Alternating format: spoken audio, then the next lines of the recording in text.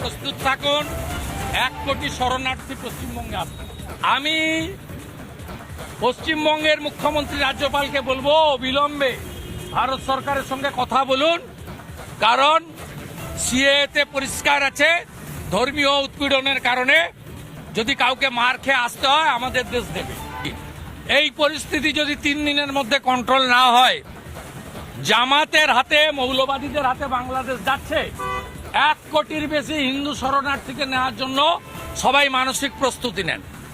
আমি তো প্রস্তুতি নিয়ে নিয়েছি। কেন্দ্রকে জানাচ্ছেন না, এটা এক্সটার্নাল অ্যাফেয়ার্স ম্যাটার, এটা রাজ্য সরকারকে, রাজ্যপালকে জানাতে হবে। আমি দরকার হলে লিখবো জয়শঙ্করজিকে, ডাইরেক্ট করতে পারি না। তা আমি পশ্চিমবাংলার হিন্দুদেরকে অনুরোধ করব, যার যেখানে জায়গা জমি যা আছে আমাদের হিন্দু ভাইদের শরণার্থী হিসেবে রাখার জন্য আবার মানসিক প্রস্তুতি নেন। 48-71 রোহিঙ্গা যারা শুভেন্দু অধিকারী, রাজ্যের বিরোধী দলনেতার বক্তব্য আমরা শুনলাম। দেখো সোনালী, যে শুভেন্দু যিনি বক্তব্য করলেন, একেবারে স্পষ্ট যে বাংলাদেশে যা পরিস্থিতি রয়েছে তাতে সনাতনীরা তারা এই মুহূর্তে সেখানে সুরক্ষিত নন, এবং যেভাবে হামলা করা হচ্ছে তাদের বাড়িতে, তাদের দোকান আগুন দিয়ে জ্বালিয়ে দেওয়া হচ্ছে, সমস্ত বিষয়টা নিয়েই কি বলতে চাইবে যে এই মুহূর্তে দাঁড়িয়ে বাংলাদেশের যা পরিস্থিতি হচ্ছে এটা শুধুমাত্র তো ছাত্র আন্দোলনের মধ্যে তাহলে নেই? কখনোই না, এটা কোনো দিকেই কোনোভাবেই আর ছাত্র আন্দোলন নয়। এবং যেরকম বলছিলাম কিছুক্ষণ আগে, যেভাবে কোথাও সরকারি সম্পত্তি পাগলের মতো ধ্বংস করা হচ্ছে, তাণ্ডব করা হচ্ছে, এই মুহূর্তে আজকে এখন ঘড়ির কাঁটায় ভারতীয় সময় এখন দুপুর 2:15, এই মুহূর্তে কিছুক্ষণ আগের ছবি আমরা দেখছিলাম যে পরিমাণ বিপুল মানুষজন, আজকে তোমরা জানো যে গণমার্চের ডাক দেওয়া হয়েছিল এই সমস্ত জঙ্গি সংগঠনের তরফ থেকে, যারা ছাত্র আন্দোলন নামে জঙ্গি আন্দোলন করছে, এবং সেখান থেকে যারা যারা সেখানে এসেছে সেই মুহূর্তে মার্চ করে তারা চলছে গণভবনের দিকে, সেখানে ঘেরাও করা হবে এবং এই আশঙ্কা করা হচ্ছে হয়তো সেখানে ভাঙচুর করে আবার সেখানেও আগুন লাগিয়ে দেওয়া হতে পারে। কিছুক্ষণ আগে যে ছবি আমরা ব্রেক করেছিলাম এক্সক্লুসিভলি, কোথাও জামাতি তরফ থেকে প্রশিক্ষণ দেওয়া হচ্ছে সেই কাশ্মীরি কায়দায়, তালিবানি কায়দায়, যাতে হাতে বড় বড় তরোয়াল নিয়ে, হাসুয়া নিয়ে কিভাবে অ্যাটাক করা যেতে পারে, কি করে বাড়ির ছাদ থেকে গুলতে ছোড়া যেতে পারে। এই ভয়ঙ্কর অবস্থা বিগত পরিসংখ্যান বলছে শুধুমাত্র শেষ 48 ঘন্টায় 14 থেকে 15 জন পুলিশকর্মীকে পিটিয়ে খুন করা হয়েছে। এটা কোনো সাধারণ আন্দোলন নয়, এটা একেবারেই জঙ্গি আন্দোলন, এবং যেভাবে কোথাও নাশকতামূলক উদ্দেশ্যে বড় ষড়যন্ত্রের জন্য গোটা দেশকে অশান্ত করার জন্য এইভাবে সরকারি সম্পত্তি ভাঙচুর করা হচ্ছে, আগুন জ্বালানো হচ্ছে, রক্তগঙ্গা স্রোত বহানো হচ্ছে রাস্তায়।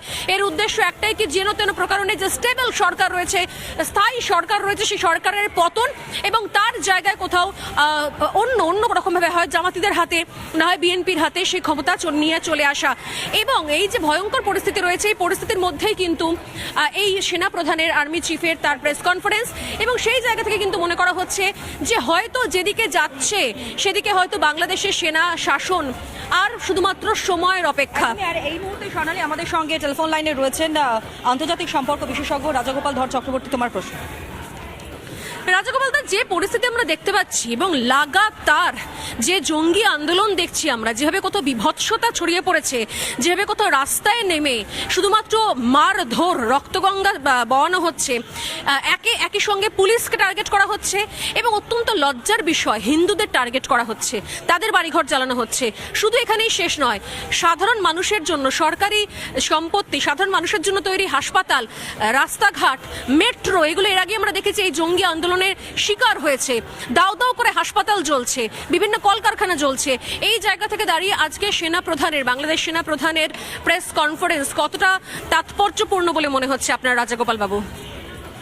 হ্যাঁ, দেখুন, যেখানে বাস্তায় বহু মানুষ জড়ো হয়ে গেছে বহুদিন ধরে, ছাত্র আন্দোলনের সময়ও ছিল না, এখনো নেই।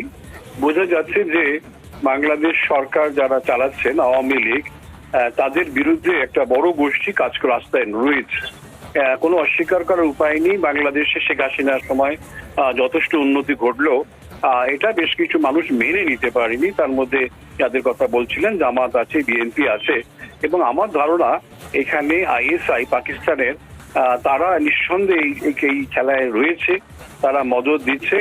এবং বাংলাদেশের যে ডেভেলপমেন্টটা ঘটছে, বাংলাদেশ যে স্বপ্ন দেখছে, আমি মাঝে মাঝে বলি এটা নিঃশব্দ বিপ্লব বাংলাদেশে ঘটছে।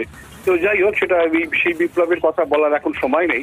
এখন মনে হচ্ছে কোনোভাবে আর্মির শাসনের দিকে এগিয়ে যাওয়া, কেন বিরোধী দল কোনোভাবেই তারা সেই জায়গায় নেই। পার্লামেন্ট তাদের যে আসন আছে তার ভিত্তি করে তারা ক্ষমতা নেবে।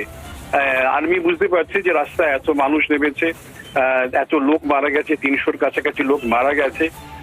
এই জায়গায় নিজেদের ক্ষমতাটা দেখানোর এই একমাত্র উপায় এই সময় যদি আর্মি যদি আসে, আমি জানি না সে আর্মির পেছনে আওয়ামী লীগের সমর্থন থাকবে কিনা, বা আর্মি নিজেই তার ক্ষমতা প্রদর্শনের চেষ্টা করবে কিনা। যদি দেখা যায় হ্যাঁ একদম